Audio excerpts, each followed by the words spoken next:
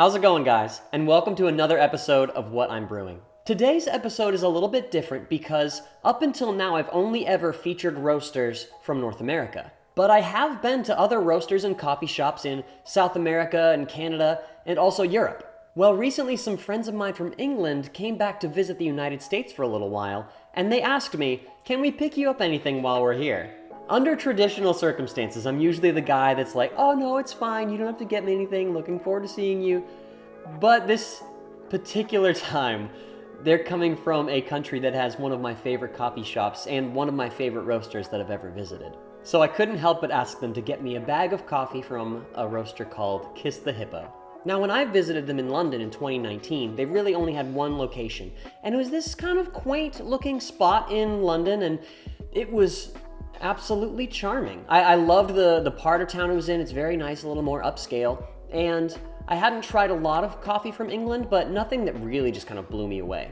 And then we tried the coffee. And what was amazing about it is it wasn't just the coffee. Yes, it was incredible, but the customer service was fantastic. I mean, one of the head baristas actually came to our table and chatted with us for maybe like 20 minutes. There is an obvious love and appreciation for the coffee that they make.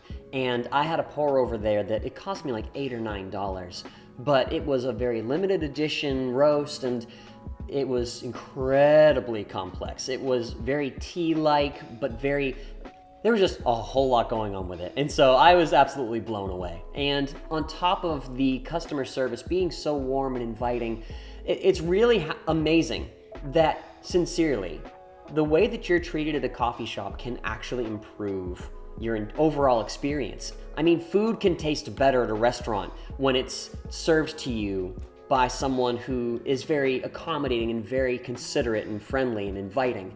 And the same is the case with coffee.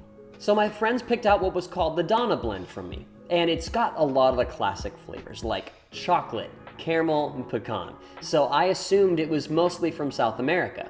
Well, I was half right, because the other 50% was actually from China. I would personally consider China to be a sort of more obscure region to get coffee from. You obviously have Brazil, Colombia, and then you've got Ethiopia, Kenya, and a lot of those places that are a little bit more commonplace. But China is a little bit more on the obscure side. I can't say that I've personally had a single origin from China yet, but I'd be very interested to try it if I had the opportunity. But I would say that with coffee, there are some that are more finicky and there are some that are harder to pull the flavors out of.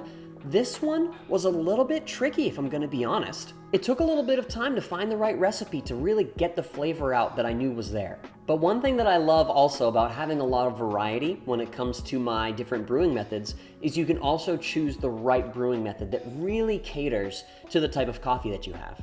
For this coffee, by far, my favorite was definitely the April Coffee Brewer. The way the April Coffee Brewer is designed is very intuitive. It is a flatbed brewer, but there's kind of these little divots and openings that let for a lot more flow than you would typically get from a flatbed brewer like this. The recipe that I used was very easy to replicate, which is why I liked it so much, but it was basically 20 grams of fairly medium coarse ground coffee, and then 50 grams of water, and then you put it in another 50 grams every 30 seconds until you get to 300 grams, and then you just let the brewer do the rest.